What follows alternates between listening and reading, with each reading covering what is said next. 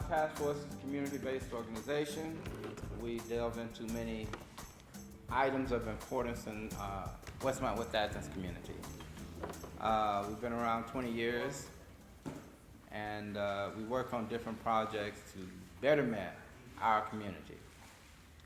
We're strictly a volunteer organization where people come in from all walks and offer their suggestions, their expertise on how to get things done.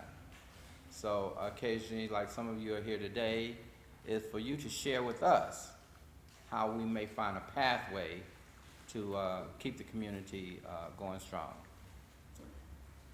I'm going to deviate a little bit from our normal. I'm going to ask our newly president at Southwest College, Culpepper, to share some information with us. Also, Jimmy, that's our treasurer right there, Linda Anderson. Our board be here, Beverly be here in a minute, Matthews. So we do have a board, and I want to get it out for you. We do have our website up. It's wawtaskforce.org for our newly website. We've been up like good 2 weeks now. You go there and see more of the work that we're doing, and if you want to post something about what you do, just call us, let us know, we'll post it on the website.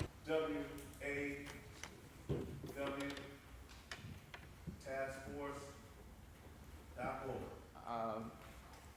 Thank you, appreciate it. I always appreciate you allowing me to come in and to just share a few things that happen with the college, especially as it pertains to its continuing recovery and its enrollment growth. Just quickly for this fall session, just want to give you a few quick numbers here as I put my eyes on. I was trying to figure out why I couldn't see this paper. For this fall, we are now up 647 new students for this fall. And so we are still strongly recovering from past years. As a matter of fact, one of our two of our leading programs in terms of recovery in students is in the area of business and also child development. And so we're certainly encouraged by those numbers. In terms of headcount, in terms of percentages, for 23-22, comparing those two fall sessions, we're up 12%. When we compare 23 to 2021, we're up 23%. And this is something that we should all feel really encouraged about. If you compare 2023 to 2016, which many of you know is pre-pandemic, we're actually at 84%.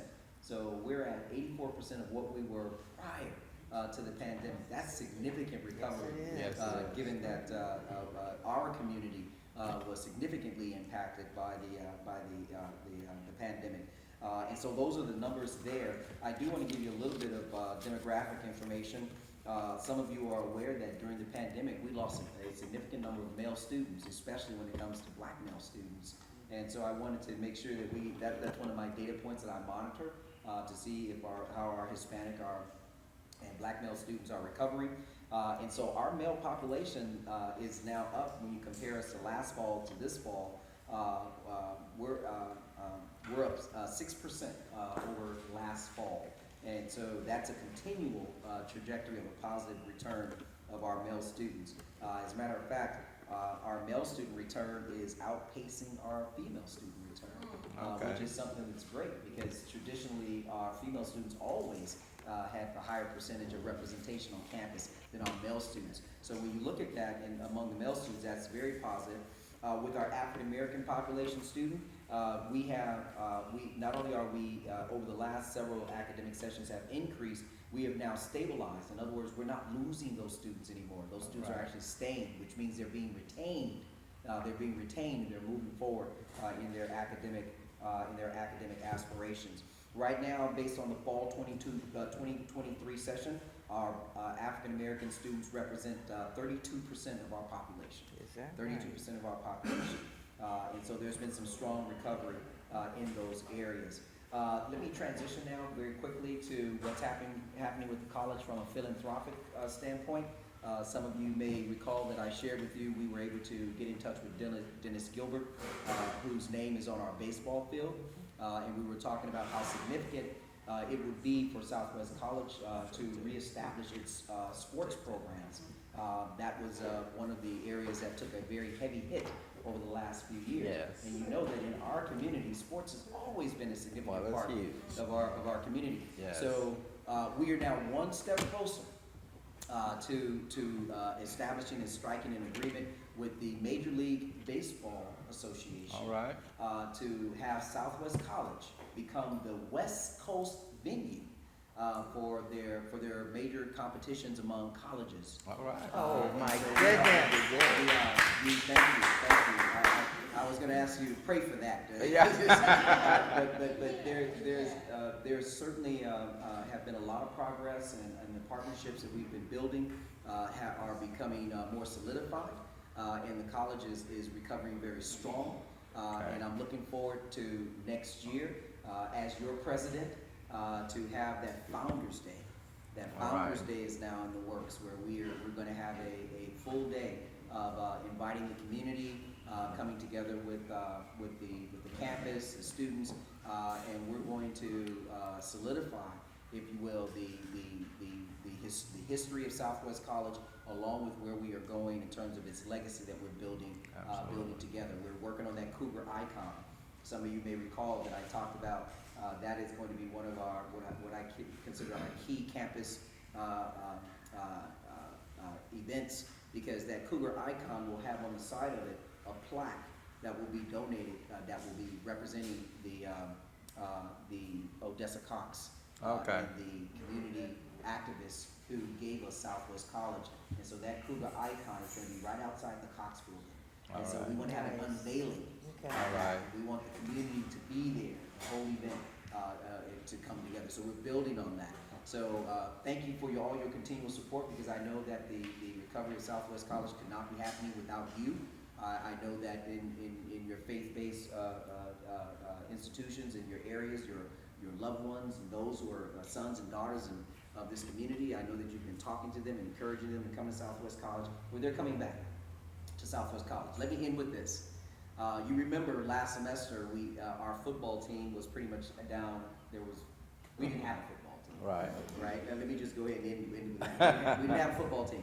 Now we have a football team that's 75 students strong. All right. The average GPA is 2.5. All right.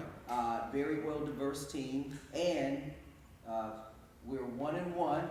All right. Based on the season games. We won our first game. We lost our second game. But I say we're 2-1 because we won our scrimmage games. I will say it's 2-1. But the reason why that's so important, every athlete takes a full load. That's All right. 12 units.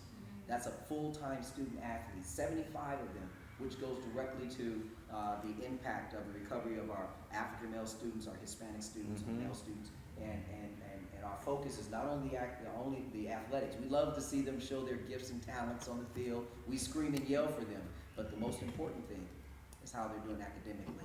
Absolutely. And so our focus of our coaches and our staff is to make sure that they're successful academically. And I say to them, if they're successful academically, we've already won.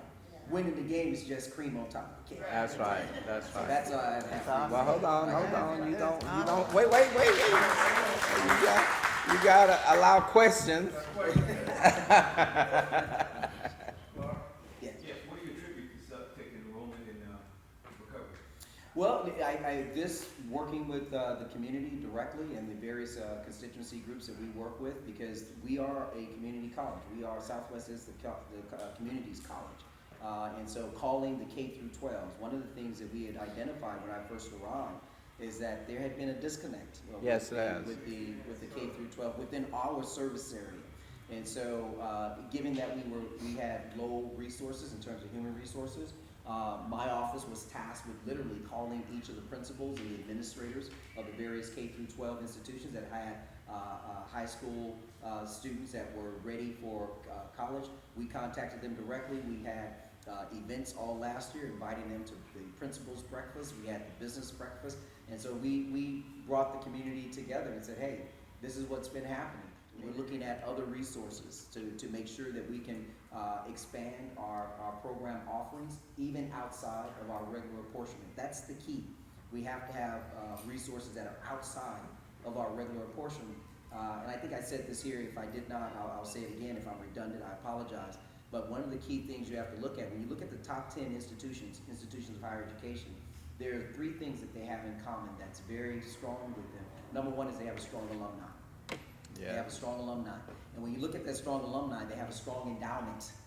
They have a strong endowment. And when you look at that strong endowment, you know what else they have? A strong brand name. That's right. And so what we're doing with Southwest College is we're focused on those 3 key areas. Let's make sure our alumni, and we have a lot of successful alumni from Southwest College. Right. Yeah. And so we need to gather their resources. We need to let them know, hey, this is where you received your foundation. This is my alumni. This is where I started. And they need to think about giving back to the college, because that Right. gives us that endowment that we need that is outside of the apportionment. And so we're looking at that, and then that branding. You probably see, hopefully you've seen our bus tails, you've seen our billboards, you've seen putting Southwest College's name out there as a destination choice, not an alternative. A destination choice. There's a difference between those 2 conversations. I want them to say, I'm going to Southwest College when I graduate from high school. Not an alternative. Oh, well, I didn't get here, so I'll just use this as my default. Let me give you one more data point there. I mentioned this before, but higher LAX is literally from the couch to a job. It's from the couch to a job. There are those who may not necessarily want to go down the regular traditional college pathway, right? But you can go from your couch to higher LAX, which is focused on construction and various subcontracting institutions around that. But primarily, it goes directly into an 8-week program. Those individuals finish that 8-week program successfully, they are given a job right through that. Over the time period that we've had the program in place, we're at over 350 students that have received employment salaries and benefits, $15 million. And so you're talking about numbers that show the positive impact that Southwest is having. Okay. Those are the numbers that we're trying. I'll just add one more comment. As the Olympics are coming, Oh, yeah. I'm hoping that LA Southwest will Oh, play a major role in connecting students Yeah. to those important opportunities. Yeah. Thank you for that, because I know you're running for office. That's not why I said it. I said, thank you for that. I know you're running for office, and I'm glad that you're saying that, Okay. because so I want to finish that statement. I'm glad that you say that, because those who are running for office need, especially for this area, need to know how Southwest College benefits this community. This is a significant bridge for our community. So all of our legislators need to know that. They need to have that same mindset. I was in a meeting a few months ago concerning the Olympics, and some of you may know that we have an Olympic-sized pool. Yes. So it's blue. Yes, they do. Not used. It is Not blue. used. Yeah, it's not used because of its I know. current structure issues, but we're Okay. working on those things. Okay. It'll be done by then. Oh, by the time the Olympics come, we'll Okay. be All right. rolling. So, yeah, but yes, and the track, by the way. So Yeah. there are a lot of venue amenities that Southwest College can offer for the Olympics, and so we're working on those things. But thank you for bringing that up, and good luck. Now, go on, Cheryl. Outside of superficial, I mean, numbers are nice. Yes. But what student support do you have? Have you guys ramped up to make sure that students in high school are aware of FAFSA, Oh, that they don't have to take an ACT and an Yeah. SAT? Yeah. I mean, I've been at Washington, the conversations I had with students last week, Right. like Yeah. Southwest, it's the counselors, but also as a college, like just reaching back to make Yeah. sure. Yeah. So, and that also the counselors on your campus are Right. helping students as well to make sure that they get what they need to be successful. Thank you for bringing that up, and only an academician will talk about surface versus deeper issues. But thank you for bringing that up. So over the last 3 years, you may be aware that we didn't have a vice president of student services that was actively engaged. And so we just hired one last week, and that announcement will go out in the next week or so. But what I've been doing is when we've been looking at how outreach has been happening to our students that are within our perimeter of those high schools. So one of the things that we've done is we've opened up Saturdays for our students, and we send out flyers, emails, text messages to let them know that counseling is available on campus for FAFSA to complete your FAFSA, not only to complete your FAFSA, but to also put you on a guided pathways plan. In other words, you're not coming to school just to come to school and wander around, but we're letting you know, what are your interests? Here's the program that can, complement what you want to do and what you want to accomplish. And so we have Saturday programs going on. We continue to send out flyers to the various K through 12s. We are now putting together what we call the 80-20 plan, where based on the resources we have in outreach, we're looking at the high schools that provide 80% of our high school students to the college, and we're seeing how we can take that resource and maximize our effort in those areas. One more question here. Sure. Are you keeping track of your students going on to get their other 2 years at major universities? Or We do keep track of the students when they report back to us and let us know if they've gotten into other colleges and things of that Okay. nature.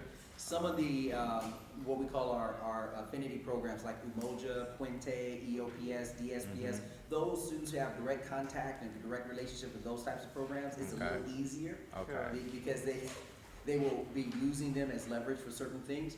But in general, yes, our students keep us posted of them being accepted, and we keep that number. And therefore, when they're going to these other universities, your curriculum actually matches what some of those other schools want, right? Oh, absolutely. That's part- Articulation agreements are there. I want to personally thank you for your dedication in your work. He went from interim to becoming president of Southwest, and acting on the interim stage, he was determined, focused on improving Southwest. So I want to thank you for your efforts, and we are definitely elated that you are the president now. I appreciate that. Can we applaud? Yes. Rudy, you want to come up and share what you have? Sure, thank you. So, greetings from Girls Club, I'm Rudy. I just wanted to let you know, I don't know, I'm sure you've heard of it already, there's, KJLH is presenting the Male Empowerment Summit on Saturday at Cal State Dominguez. Girls Club will be presenting a workshop called Male-to-Male Mentoring. Our workshop is at 10:30. If you come early, you'll get breakfast, and the keynote speaker will speak, and that's Brother Cornell West. So it should be quite a morning, and then it's our workshop. We'd love for you to be there with us. Male-to-male mentoring basically is kind of addressing the issues of young men of color. We know that because of racial injustice, we face issues that lead to gang activities and drug abuse and misuse, school dropout, and also crime. So we're going to be addressing those issues in the workshop. We'd love for you to come and be a part of it. Pass this along. I know it's a male workshop, and everyone is invited, so we need our sisters as well. Please come out and be with us, and we'd love to see you there. Thank you. What about the food on Wednesday? Well, Oh, I did. I think I did pass out last week and the week before. We're looking for volunteers. At Girls Club, we do a food share every Wednesday. Brother Brandon is always there with us, helping us out. And so we serve about 300 families each week. So we're looking for volunteers. It's from about 8:30 in the morning until about 11:30. We get there, we put the food together, we sort everything, we put everything in bags, grocery bags, so we go out to the community. There's produce, there are groceries, there's dairy, there are meats. We really serve the community. The folks are really excited about it.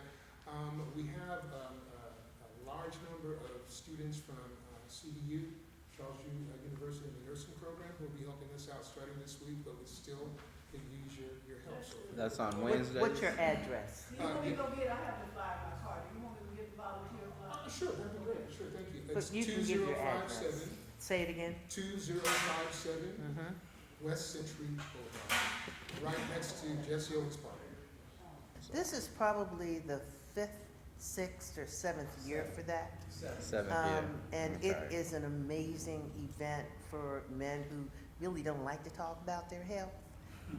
For a good environment, it's very safe, people are transparent, and there's really a large percentage of women that are there too, you know. And for you to have Cornell West coming in, it's like you just put the icing on the cake. Oh my Yeah. goodness, that's impressive.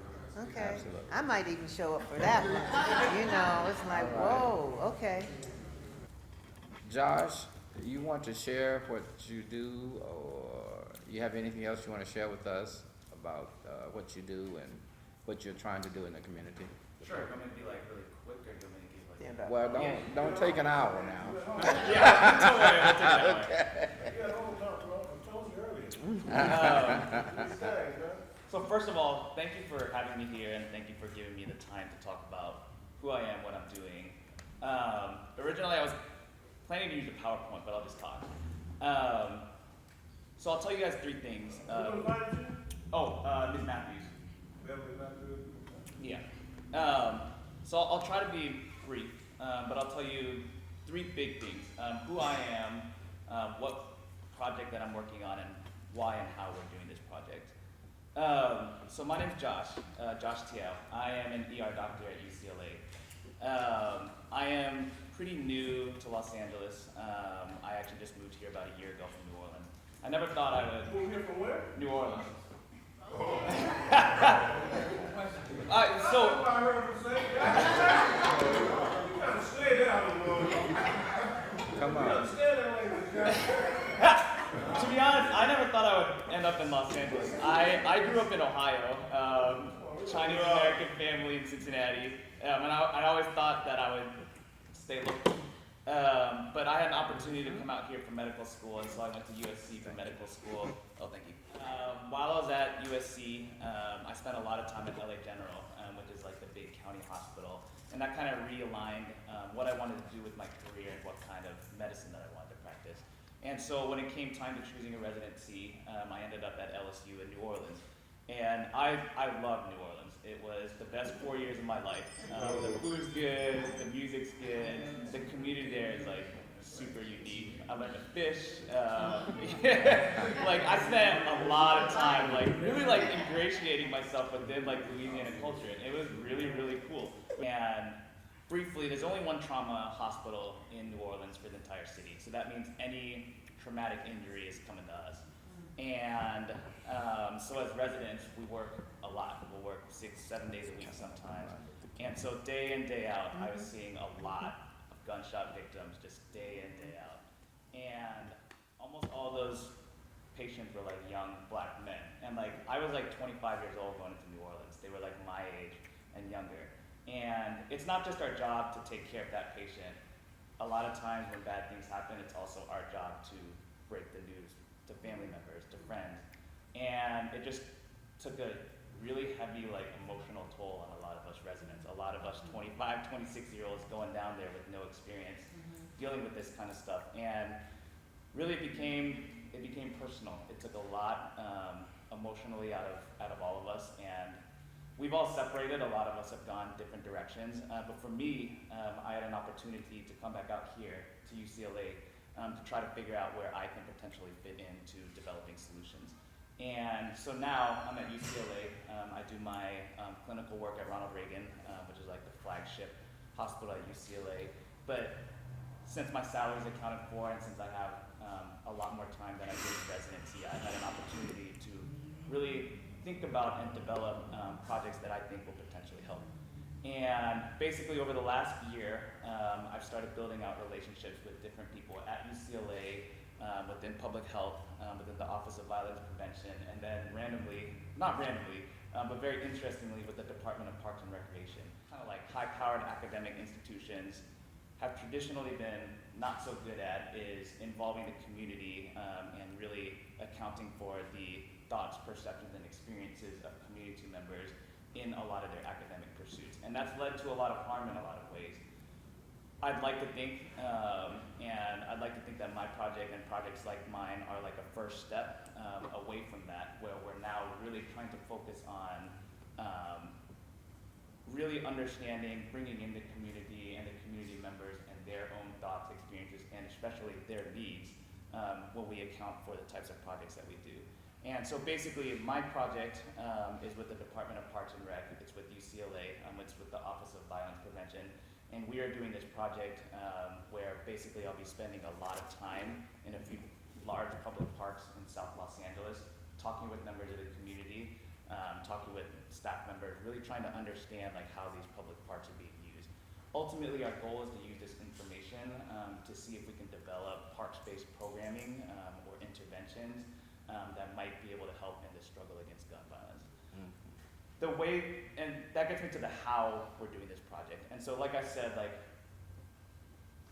historically, a lot of academic institutions have done research the wrong way. They've come in, they've gotten their information, they've gotten out, they've never disseminated the results, they've never really helped any of the community members understand what they're doing, why they're doing what they're doing, and what they found. And so how we're doing this project is going to be very different. It's not a numbers, it's not a statistics-based research program. We're not going to be sitting at our computers, like typing in a bunch of numbers and calculations and guessing, developing a hypothesis or like coming up with a result that's not taking into account what other people think. We're starting from literally scratch. And so what I'll be doing is I'll be deliberately seeking out and interviewing people who are using those parks. And we're hopeful that this is the first step in many steps in a long-term relationship with different members of the community, different organizations, with the local government, things like that, to ultimately see if UCLA and doctors and ER doctors and things like that can ultimately play more of a role in helping prevent gun violence. Which parts in our neighborhood will you be observing, and for how long? Oh, great question. And when will you be back to report on behalf of? All those are really great questions. So the 3 parks have been identified by the Office of Violence Prevention, and they've been deliberately selected. These 3 parks were selected intentionally by Office of Violence Prevention. It's Jesse Owens, Helen Keller, and then Ted Watkins. Okay.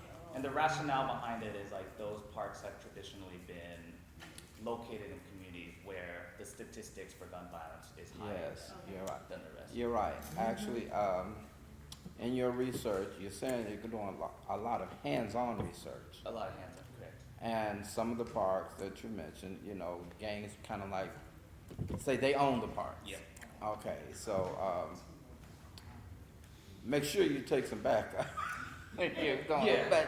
but I'm just saying, but that is very good, that you are looking into it, and it is overdue. It is overdue from, the perspective that you mentioned.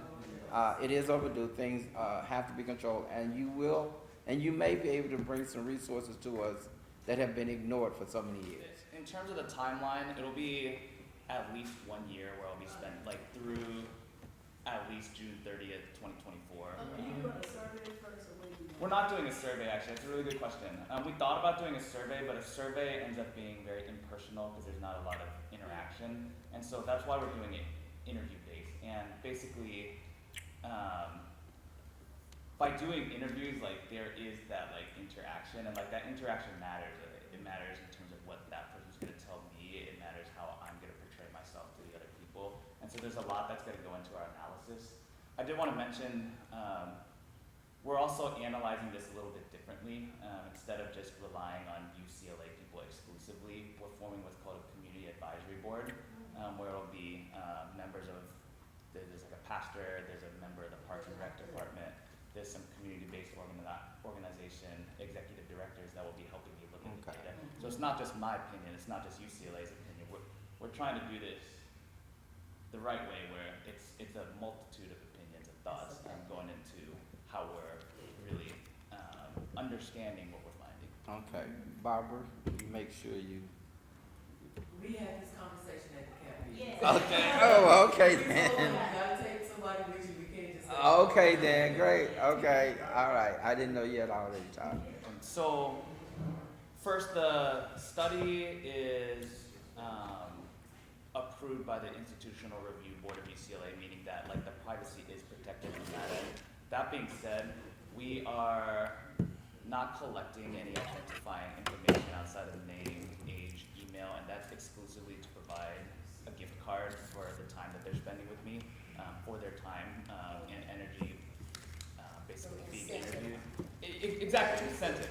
But basically, once we complete the interview, we are recording the interviews, and then from there, we take the audio recording and transcribe it into like a Word document transcript, and then there we delete everything that could potentially be used to identify who was being interviewed. And like we won't even, in our final products, we won't even mention that it was like Jesse Owens Park or Helen Keller Park Okay. or Ted Watkins, so that it's anonymized as much as possible. We'll just call them like parks within Los Angeles. They won't even know that it's in South Los Angeles. Our interventionists, our community people, and working with us, as he said, to create something and not top down. So that's Yeah. very important, instead of using research 5 years ago, could be different events prior to COVID, we're getting current stuff. So I appreciate the ER doctor taking time out of Yes, his we busy do. day and putting on his heart to do something proactive. Well, I appreciate the invitation. So. Thank you. Well, thank you guys for inviting me. I wear so many different hats. I guess I'm going to start with my passion. Okay. I'm an African American military historian, and that means I'm a storyteller. Okay. And my goal is to preserve and conserve the contributions of African Americans who helped to build this country. And I started with the Buffalo Soldiers. Okay. So I manage the world's largest collection of African American military history. It's a collection of rare photography, soldiers, saddles, swords, all kinds of artifacts that were in museums and now are in a private collection. I'm using this collection to create an interactive timeline that will allow students or any researchers to study this timeline specifically for something called ethnic studies, which will be mandated by 2025 for K through 12 here in the state of California. I believe that a tremendous amount of our information integrates with the fabric of all the people who are part of California, specifically folks from Latin America, Asian Pacific Islander, and there's a lot of intersectionality between the story of people who migrated from the south to the west. In my perfect, in a perfect world, I really want to be able to focus on how I can recruit students and researchers to help us work on this timeline. And we have a project called the UCLA STEAM Engine. So UCLA is actually a consortium of UCLA, Theater of Art and Film, USC Annenberg, Arizona State University, MIT, and several other universities. I'll leave some information with Mr. Samuels, but the UCLA STEAM Engine was an ambitious project to try to get a National Science Foundation grant to create advanced manufacturing hubs in South LA. So we learned how to use some of the most progressive technology to learn how to manufacture products. So I'm using the UCLA STEAM Engine to learn how to preserve and conserve this history and to bring it back to life and to put it into this interactive timeline. So everybody's probably heard about AI, artificial intelligence, Yes. machine learning. So we're using AI and all the different tactics and techniques to preserve and conserve history. And this is what we want to expose to young people so that they can actually start to get their hands on the tech and start to create for themselves an understanding of how they can create for their permanent record, their history. And history for us is really what's happening today and the future. With several school districts, and I've got a cohort of 30 people I'm recruiting, and it is going to be made up of people who have passion and interest and want storytelling. And 14 is a pretty early age, but we believe people should even start sooner than 14 to learn how to understand the importance of career exploration, career discovery. So I'm going to do my part in exposing to them how they can actually be part of our group and learning story, research, management, tech, and media. And we bundle these 5 pillars together called the Digital Pathway Initiative. So I've said a lot, but I'm going to bundle all these things together to really focus on this African American military timeline to ethnic studies. Okay. So we're looking primarily for, again, not only students, but we're looking for researchers and mentors to help with this process. People who are looking outside of the classroom for experiential learning and experiential doing to just Okay. because that's where we have relationships and we have some willing administrators.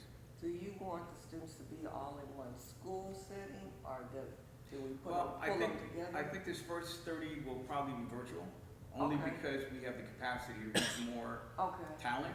Okay. And so we looked at LA Unified School District only because we Okay. have a relationship Right. with them. We have a relationship with Compton Unified School District. have you talked with, Dr. Singleton at Dorsey High School? He does the AP African American Studies class. I have not. Okay, we can connect you, but in terms of the task force, we have several connections with schools and things, so I know me personally, I would love to work with you and help That's with Beverly, research. Kelly. Oh, okay, I've That's got it. Beverly right there. We talked about that, yeah, and I paused my research, but I would love to help you with research Yeah, as well. and you know, the goal, I mean, 30 people Yeah. is not a lot of folks, but it is a lot to really organize, to make sure that we get this thing, you know, set up in a way where it can scale. Right, and I think with your model and research base, having those personal relationships with those organizations or people we want to pull, that helps to get the buy-in. With CAP, we're doing something similar, but able to document as well. And you said the age group that you want for the group? Well, it's 14, well, the Earn to Learn model starts at 14. Mm-hmm. So these 30 people, we'd like to pay them, and there's sources of money that we can pay them. Right. I think most people understand that the grants that are available for apprenticeship are many. The one that we're using is called WIOA, the Workforce Innovation Opportunity Act. So we partnered with several City of LA youth work source centers to find some students to work with in the past. So we have 30 students we're looking for, but I actually have close to 13 apprentices Okay. that will be the mentors, do peer-to-peer mentorship with 30 people. What's your timeline? Starting right now, we're aggressively looking for these 30 people. Also, another resource would be YBS, the Young Black Scholars. That's by 100 Black Men organization.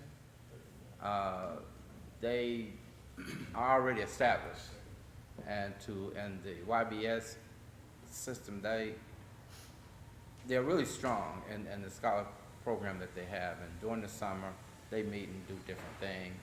And I think reaching out to them would probably get you some good recruits. Well, the goal for these 30 people are to work on programming that can be shared to the marketplace of ideas, of people who have interest, but also to the schools themselves. So these 30 people would have the ability to do peer-to-peer presentations for the content.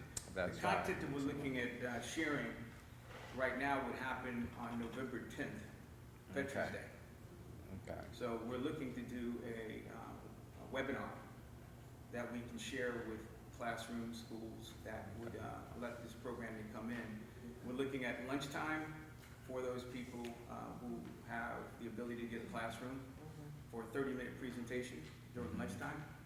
And because we don't want to impact, or we can't really impact schools who don't have the ability to take this programming into class. And then after-school programs that we're working with, like Brotherhood Crusade and Yo Watts. So we're looking to try to deliver the program virtually to people on November 10th. Okay. Well, I'm a vendor for the DOD, and this project that we've been working on is, it's been about maybe 11 years in the working. okay. We've gotten sponsorship from DOD for developing documentaries and film projects for telling the African-American military story. Right. And then 2 days later, we're doing an event at UCLA, Poly Pavilion. We're taking over the basketball court to do the UCLA Global Sports Forum. And I've been involved with the UCLA Anderson School of Business for the last 4 years, helping to produce content and programming. This is the second year of this event. And this is an event that really focuses on the business of the business of sports industry. Very few people know about a lot of the opportunities inside of sports as an entertainment marketplace and career, opportunity for a lot of people. So UCLA Anderson School of Business has invited the Lakers, the Clippers, the Rams, Chargers, Dodgers, Angels, the 2020 Olympic Committee. All of these people will be there speaking about the business of sports. What And day we, is that? it's October 6th at Poly Pavilion. Ms. Williams, you want to share what you have? Good morning. Good morning. What time it is now? My name is Jennifer Williams, Jennifer Trishelry Williams, and I'm from Willowbrook, and I live in Westmont. I'm the LA County Commissioner, the second district here, the Citizens Economy and Efficiency Commission. I'm also a delegate because of many of you. I'm a delegate for the California Democratic Party for our Assembly District 8061 with Assemblywoman Tina McKinnon. And I am a state Senate candidate for 2024. Senator Stephen Bradford is terming out, and so I'm running to replace him. I'm by far, as you can see, the youngest person running for this, by far. I found that as I've been out on the campaign trail, people assume I'm a lot younger than I actually am. I'm actually 34. My husband and I and our 4-year-old daughter, we were blessed enough to be able to buy our home on 108th and Van Ness, and this year makes 10 years that we've been in this community, back in this community. So I'm blessed. So why am I running? I have to say that I never planned to run for office. This was not something I ever thought I would ever do. But I don't believe in coincidences, and God has a way of directing us in where He wants us to be in order to impact and do good, do His works, right? I believe that that's why I was called to run for this seat. So I'm a CPA. I spent over a decade in the public accounting industry, including 8 years at one of the big 4 public accounting firms, PricewaterhouseCoopers, as a financial statement auditor, which is all about holding corporations accountable, making sure they're being transparent on how they are operating. And the last 2 years at PwC, I was in a public policy fellowship called CEO Action for Racial Equity, and it's focused on improving the quality of life of Black Americans specifically.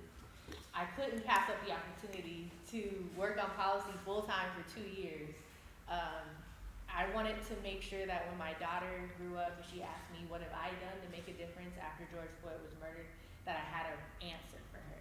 So that's what my inspiration was for being part of that public policy fellowship. And I learned a lot about policy. I led initiatives in Oakland for Black Oaklanders. We actually got some Oakland City Council policies passed. That same EIFD policy, that's where I learned about it, was in the fellowship. And then once I learned about it, I brought it here. And Supervisor Mitchell passed a motion in February to do the feasibility study for that for unincorporated communities.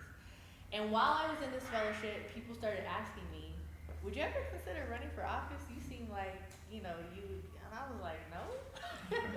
Why would I do that? Why would I do that? It just was not something that was on my radar. But, sometimes people see stuff in us before we see it in ourselves. And I believe that's what happened. And so I said, you know what? Too many people are asking me the same question at the same time. Let me learn what it would take one day, maybe, to run. So I got into the Emerge California program, which has been around for 20 years. I got into LAPI, the LA African American Women's Public Policy Institute. And I did both programs at the same time while I was in this public policy fellowship. Just thirsty for information to prepare myself if this was one day going to be my path. Well, I learned that this seat was open in 2024. I said, okay, that's interesting. That doesn't mean I need to run for it. Maybe somebody else will run for it. But serving my community was a non-negotiable. I learned so much, seen so much data, and I knew that this community needs folks like me to show up.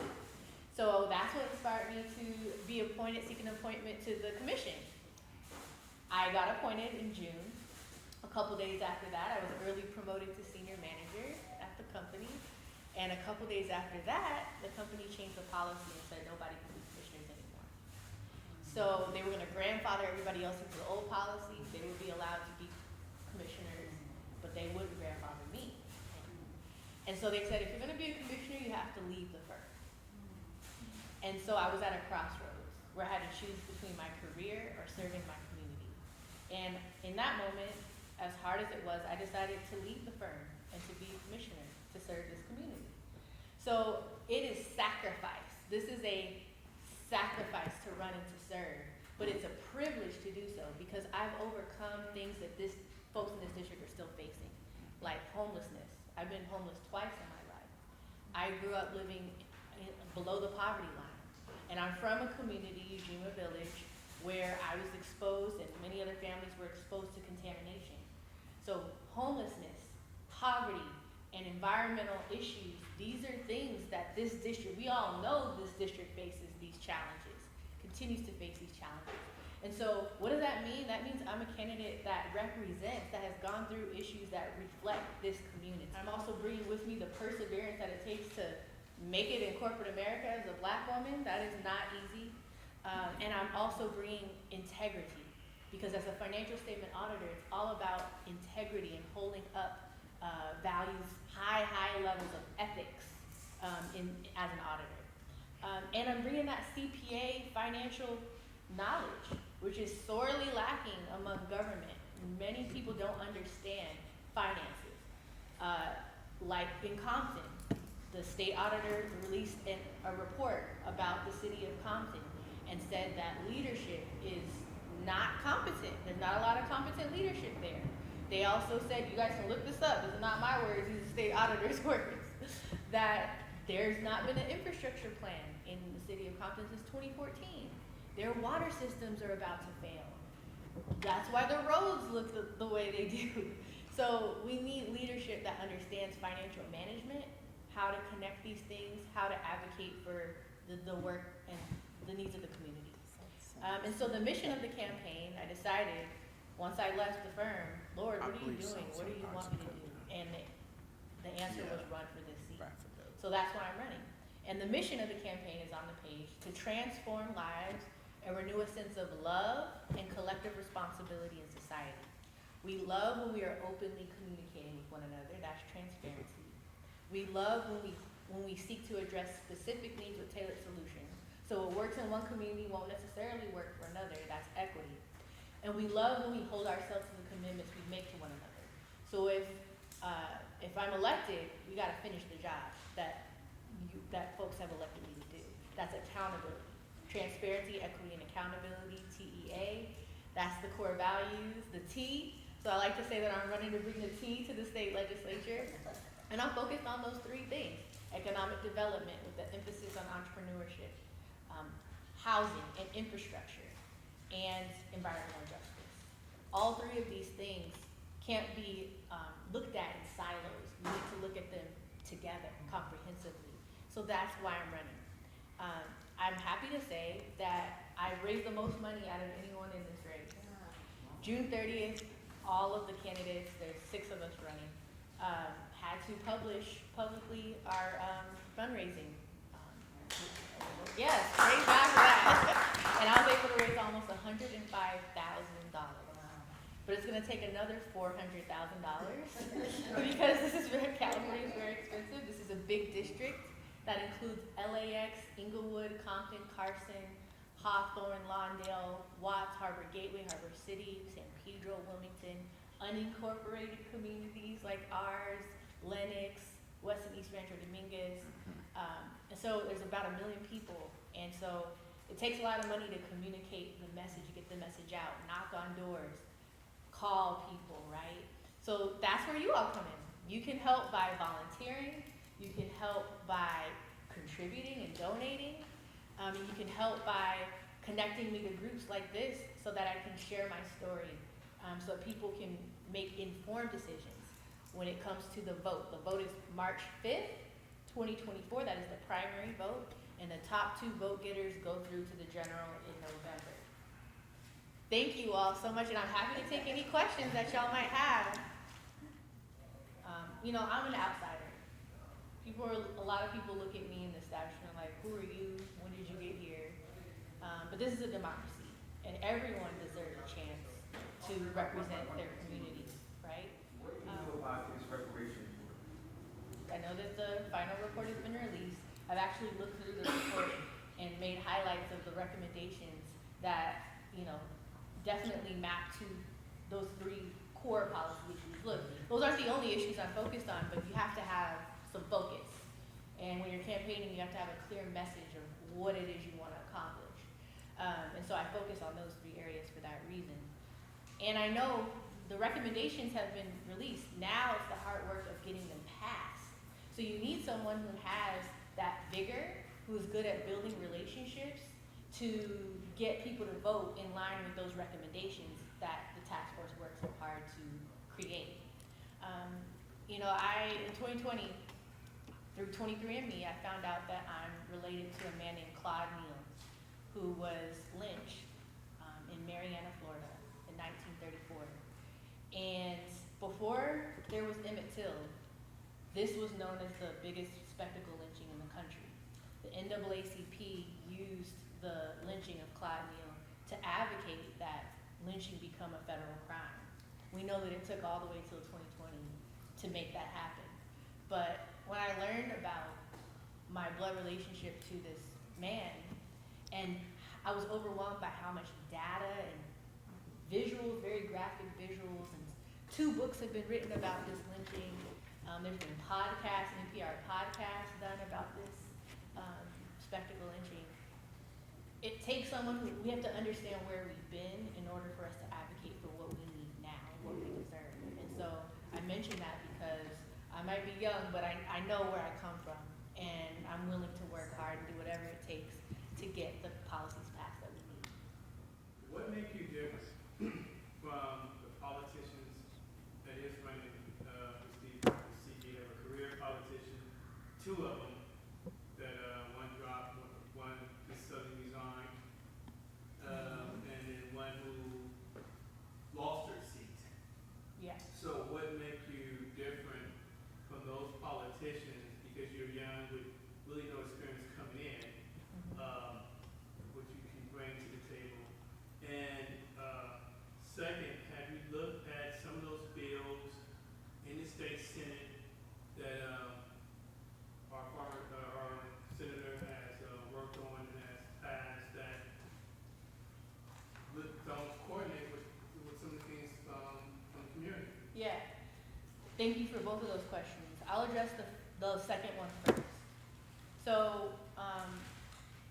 one thing that's not lost on me is that weekly we meet here in a sheriff-run building and operations. We are a community, and I think this is reflective of a lot of the district, that we don't want to defund the police. We want to work with, in collaboration, for community policing. In my opinion, not all of the policies passed are in line with that. And so I think that the job of a representative is to first reflect and vote in line with what the district wants.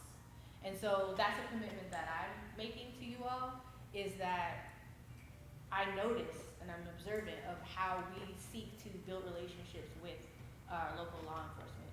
And we need to create policies that do the same. Your first question was about what makes me different. So you all need to be educated about who all is running in this race. So anything I tell you is only going to be factual, publicly available information, nothing more.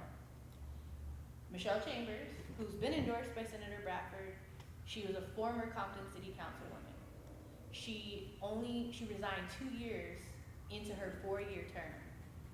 That leaves the job wasn't done.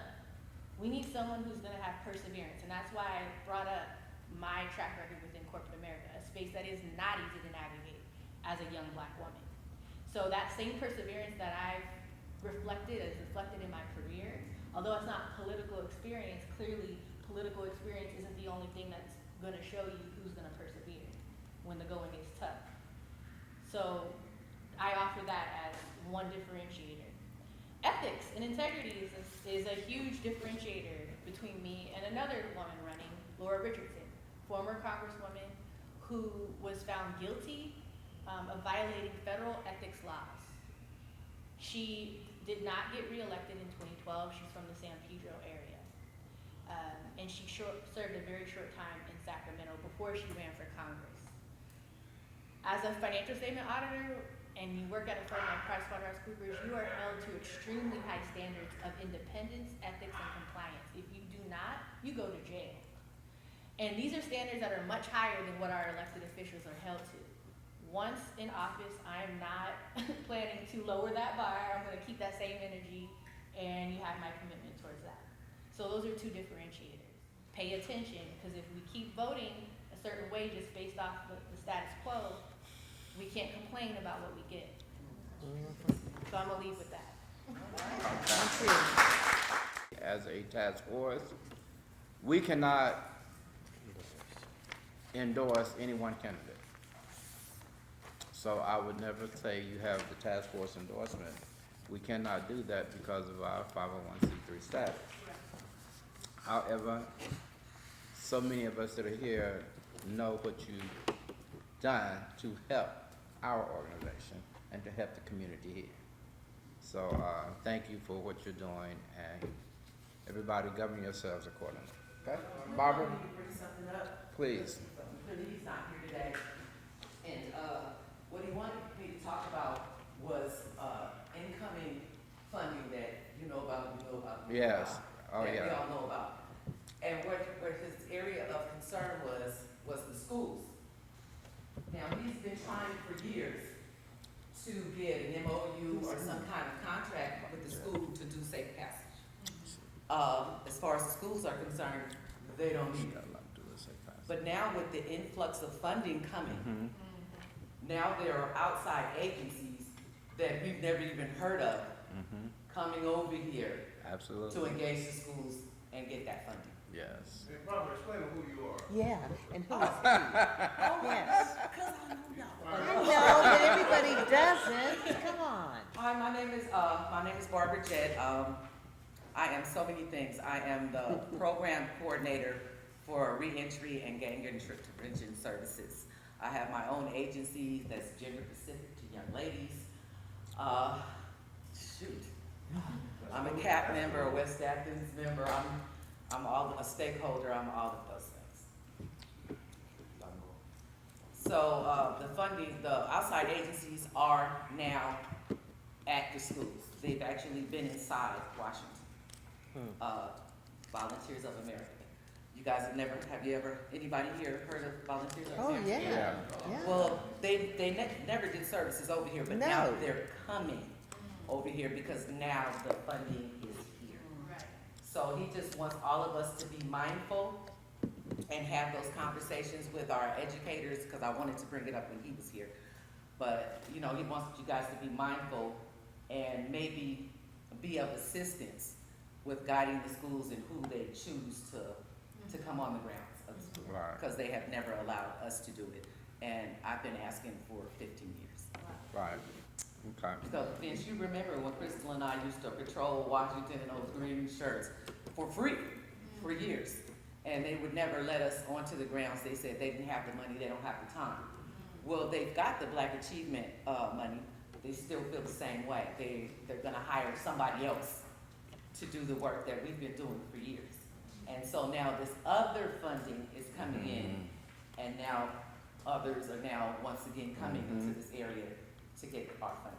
So he just wanted me to bring that up. Who is Yeah. he? You keep talking. Twin wanted me to bring that Oh, up. Twin. okay, come on, Kevin, okay. Oh, Kevin, okay. Okay. Kevin Orange, better known as Twin. Yeah, okay, got you. All right, thank you. I'm just coming in. I'll tell everyone hello. Let them know who you are, my I'm brother. still Reverend James Giles Jones Jr., better known as Reverend JJ. I'm the founder of Gangsters for Christ, as well as president of South Carolina Minister Alliance. And I have been over to, at this meeting, really I haven't been in Los Angeles that much, because I've been on the go across the nation, really, trying to basically, the great work that's been going on throughout our communities all these years. We're just trying to get it on a national level. Because I woke up, didn't even know what city I was in a couple of weeks ago. And I heard Biden, the president said, it got to come from the grassroots. When I heard that, I just rolled over and went back to sleep. That's what I've been pushing on. JJ But yeah. is a member here, Yeah. on the board with task force, where he really, not that in there. Daddy in here, you know, watch game cast for a seaside. We went to I school grew- together. We went to, since, we've been going there, we've been there since junior high school. We started in clay across the street from the community. But, right now, on the updates I really have, like I said, everybody who got here said something spoke about, I'm one way or another connected to. So whatever you do, whatever's going on.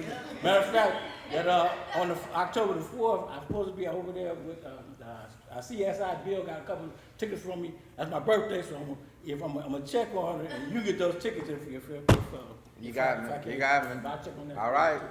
Josh, I'll be in New Orleans in 2 weeks. Can't wait to get that boudin over there. Some business. Yeah, like I said, so much going on. I love, Jennifer got up. Jennifer basically, what she done did, she cloned herself. Basically, everything I like, and she knows, that's what she's representing now. But right now, I'm in, for more immediate, I am over at, I'm really focusing. I got so much going on, but the main two focuses right now is just one, community public safety. I believe in my heart of hearts that the way, after, I call it post-pandemic, but we realized that we can't, business as usual is over, we gotta reform, especially in our law enforcement, and the community, and we can do this from the ground up. We can take care of our own, and on the call, and actually, at the end of the day, you know, folks, it's got to be that us against them syndrome. We got to cut that out anyway. It's good and bad. We got folks like Bruce and we know. Well, we got family members that's in law enforcement. But we are against, not against the police, we're against police. Disrespectful. Okay? So we have to, and we have to do, and we got to stop pointing fingers, and we got to be accountable for what goes on in our community. Just for everything that's been going on, and folks been keeping away from you, we don't know about in our community. It's our responsibility to get that information out there and take care of our own at the end of the day. Right. So I'm pushing that. The other thing I'm pushing is right now is microgreens. Microgreens, I don't know if you heard about that, from an agriculture position. It's healthy, growing our own healthy food. Basically, bottom line, growing our own, that's the bottom line when it comes down to it. So right now, God bless me, we're in Dorsey High School, Washington High School, and Locke High School. We're going to go into Jordan. I want to do this all. The next time a pandemic, anything comes along, we'll have we'll have our own place for it. And then the other thing with chief folks, you can't just bring anything in our community and give us anything because we have our own. So if you can't come bring it in at the level that we had or better, we don't need you. That type thing. So anyway, again, I'll be coming in, like I say, checking on that because this is home for me. Right, This is home. right. Actually, on September the 22nd, 23rd, and 24th, there will be a play from creation, from Genesis to creation or something like that. Creation to Genesis. Genesis to creation. It's a play, 3 days. It's a production. Production, yeah. On Friday night, it's at 7 o'clock. On Saturday, 5 p.m. 5 p.m. And then on Sunday at 3. 3. But At Atherton Baptist Church. 2715 116th Street. September. 22nd, 23rd, and And the 24th. cost, $50. $50. 50. It's a major production. Sounds like it. Major. Yeah. A lot of invested time, a lot of invested money, a lot of invested talent. and can you, for the record, can you say the name of the church again? Atherton Baptist Church. Church. Okay. On what street? 116. Of Imperial and Casimir, right? Yeah. It's 116th in Casimir. Right by Dee Dee's. Dee Dee's Behind DD. Okay. This is how these meetings are going now. I love it. John. I love it. Okay. Good? My name is Harry Turner, and Friday, we had an incident on 127. Oh, that's my birthday. 127? Now, Monica came in and said they was talking about the Lieutenant. Lieutenant Jonathan. came in talking The sheriff about they department. were having a task force for the home, the mobile homes. Yes. On the street. Well, someone Thursday, they brought a old, it's not a mobile home, it's a trailer with no license plates, no nothing. It looked like garbage, trash. So my neighbor went over to observe it. He thought they just brought it over there and left it. But when he came back, a lady was there, and she told him that that's hers, and it's not hers, it's a friend of hers. Well, Monica told us about they had a task force, so they didn't have internet, so they called. No sheriff ever came, but the They called woman, Monica? well, they called the sheriff office, and I told them to ask them, because they asked me for the number, and I told them to ask for Monica to call them. Well, anyway, the sheriff never showed up. Well, the woman in the trailer calls her people. And 4 of them comes to this man's house, up on his lawn, the man in the garage, up on his lawn. You know they didn't come with you know they came with weapons. Somebody had weapons within there because they had enough nerve to go up on this man's yard and confront him. One of the Mexican guys told him, I don't speak English, but I'll kill you. Well, he called the police. And they did respond then, but the man had cameras, everything audio and video, so everything is on camera. And the neighbor he was in his garage, so he heard the commotion.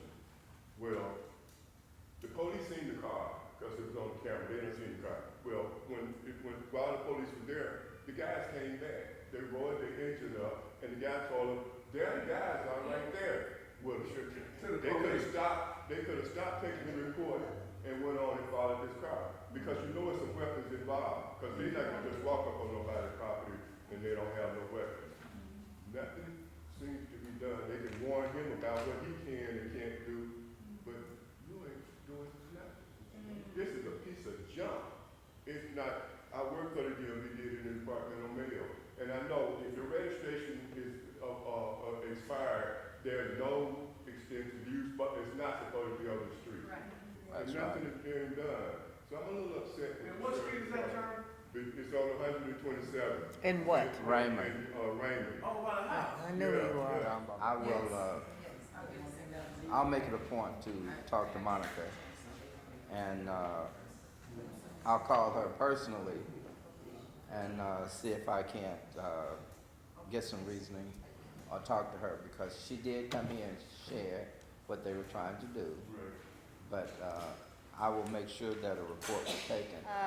I have to say that on 127th and Western, there were two. Yes. There were two. Now, as soon as Monica, Lieutenant, as soon as she gave us that information, I circled around. There weren't any, what do you call them, license plates on either of these 2 vehicles that were there. But I did circle in and I sent her an email. And I did get a response back, and now one of them are gone. One's gone. However, it's like on the sidewalk, it's like a flea market. So that's I just saw that today. So that's the next thing. It's gonna take some time. I know, and that's a scary situation, Mr. Turner. Josh, you are a new brother now. Oh. Josh. Tuesday coming, we have another speaker coming in to talk about estate planning, insurance, getting your business in order, your personal business in order. So she will be here to share that information this coming Tuesday. Great. Ms. Taylor. This is national insurance one too, isn't it? Oh, I don't keep up with that. But she's going to share some information to you about trying to get your business in order, trust, and everything, okay? Josh gonna bring So- some fried chicken and Okay. Poor Josh. You want to thank Josh? Come on, we got something, come on. Come on, let's stand up, we can talk, let's And, pray out, she can do it in the circle. Next week, I also invited Mary Lee to give us a presentation on what she does with Kinship Academy with the seniors and caregivers as well. And we're gonna also work with her to make sure she gets her filing for her business corporation, so the fund is coming through. Mary Lee. Mary Lee. Our that's part of Mary Lee? Our Mary Lee, Oh, that's okay. part of our group as well. All right. And the goal of our grant is to collaborate with the 10 TPIs in the county, so there's a meeting on Thursday, and trauma prevention initiative with the Office of Violence Prevention with Yeah. Keith Baker and the Department of Public Health. All All right. these abbreviations there. Yeah. But also on behalf of the Wooten Center after-school program, it's a rolling, enrollment, it's free, $30 registration, everything else is free. They get academic support, STEM and enrichment, and it's, You geared on what third street, grade you to on what 12th. street, baby? 91st and Western. And also, thank you to Michael with the LA Film Kitchen, my business partner, so we're documenting what we do. The website is getting amazing hits. What we do is being duplicated with TPI and 14 other counties, so it's been scalable. And so thank you for all of you just giving me time.